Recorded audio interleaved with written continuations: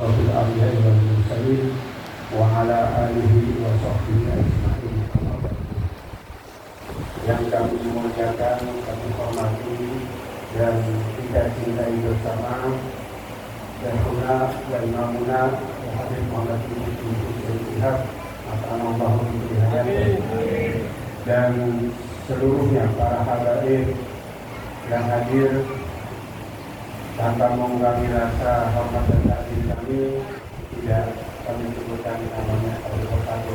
Juga para asatidz, para kiai, para hujjah seluruhnya tidak dapat kami sebutkan namanya satu-satu. Alhamdulillah, pada hari ini kita sudah sampai ke haul yang kelima.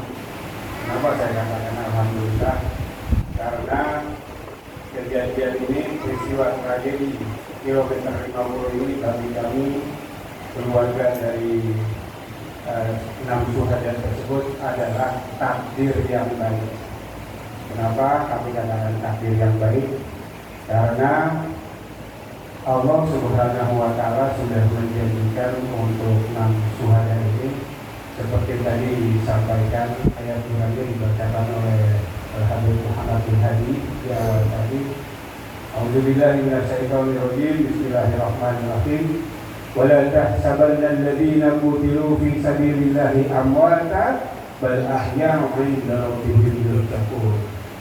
Jadi 6 syuhada itu tidak mati dan kita tidak boleh mengatakan mereka mati, tetapi mereka tetap hidup bersama-sama dengan kita. Tapi hidupnya dia di sisi Allah Subhanahu wa Ta'ala dengan mendapatkan rezeki yang mulia. Alhamdulillah. Jadi begitulah nasibnya 6 syuhada, takdirnya 6 syuhada, ya begitu. Kenapa kami katakan alhamdulillah takdir baik? Karena Allah memang mentakdirkan kebaikan untuk 6 syuhada. Takdir baik itu satunya adalah bahwasanya setiap perjuangan pasti ada resikonya.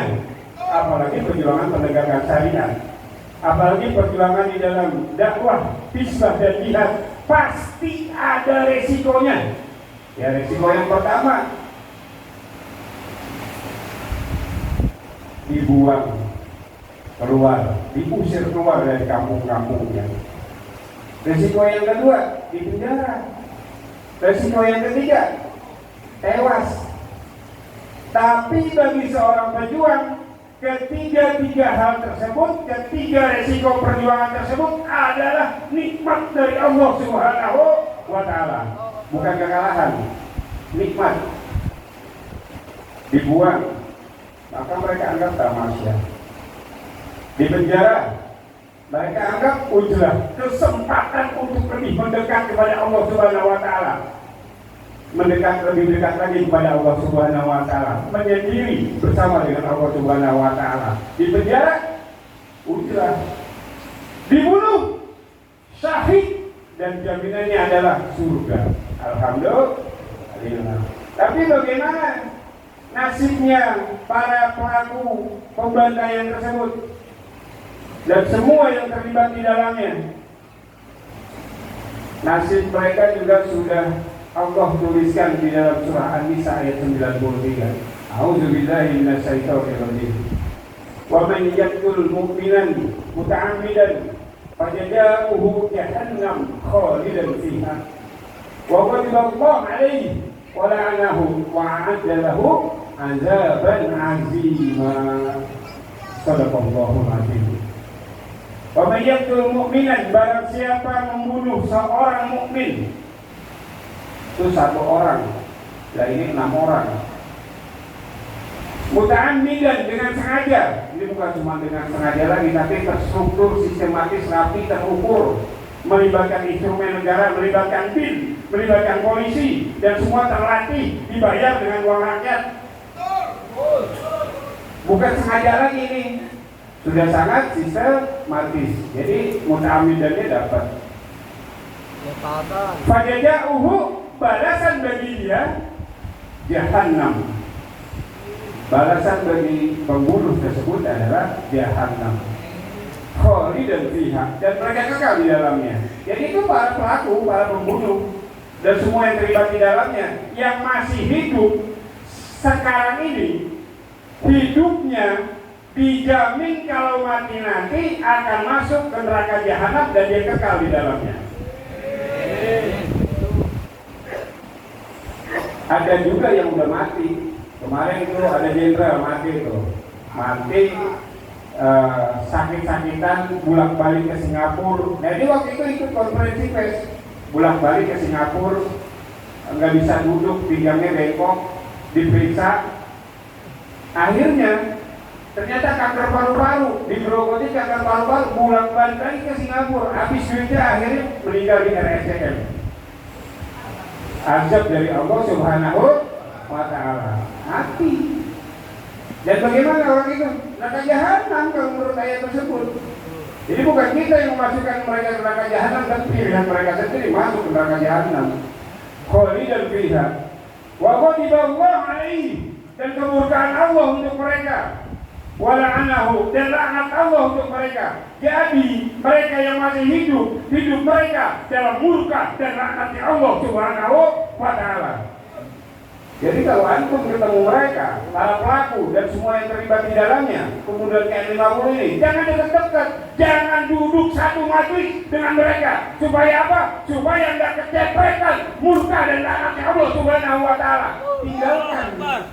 Jangan duduk satu majlis dengan orang yang sedang dimurkai dan dilaknat Allah Subhanahu wa Ta'ala. Wa'adda lahu azaban azima, dan telah disiapkan untuk mereka, para pelaku pembantaian di KM50 dan semua yang terlibat di dalamnya, azab yang azima, azab yang pedih, azab yang besar. Azab itu di mana? Di dunia dan akhirat lebih lagi. Jadi begitulah nasibnya mereka. Lalu bagaimana keluarga menghadapi pembantaian ini? Sedih juga? Ya sedih. Anaknya dibantai, anaknya dibunuh. Dalam satu sisi kita sedih, tapi dan secara hakikat ya kita bahagia. Keluarga semua bahagia. Kenapa? Anaknya sahih yang akan memberi syafaat kepada keluarganya, insya Allah. Kita bersyukur. Begitu. Lalu bagaimana keluarga? Kepingin nggak membalas pembunuhan tersebut? Ya kepingin. Kami keluarga kepingin balas. Balasnya dengan apa? Karena kami muslim, maka balasnya dengan syariat Islam, dengan hukum Islam. Hukum Islam bagaimana? Kisos, pembunuh harus dibunuh. Tapi pertama, kita nggak punya senjata, sementara mereka punya senjata, punya tentara, punya polisi. Kita nggak punya senjata, kita nggak punya tentara, dan kita nggak punya polisi. Kita bukan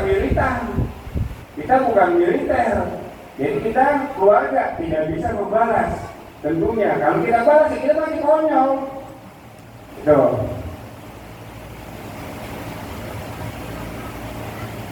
Tapi ada satu senjata yang diberikan oleh Rasulullah Shallallahu Alaihi Wasallam yang Rasulullah sampaikan. Ad-du'a silahul mukmin, bahwa doa itu adalah senjatanya orang-orang yang beriman. Ya udah, itu aja yang kita pakai untuk membalas. Kita nggak sanggup balas untuk mengisos mereka. Yang kita lakukan adalah kita banyak-banyak berdoa saja. Istiqomah terus-menerus berdoa tanpa bosan supaya Allah hancurkan para durjana tersebut. Allah hilangkan hina-hinanya di dunia sampai akhirat. Allahumma ahsihim adada waqtulhum badada wa la tughadir minhum ahada.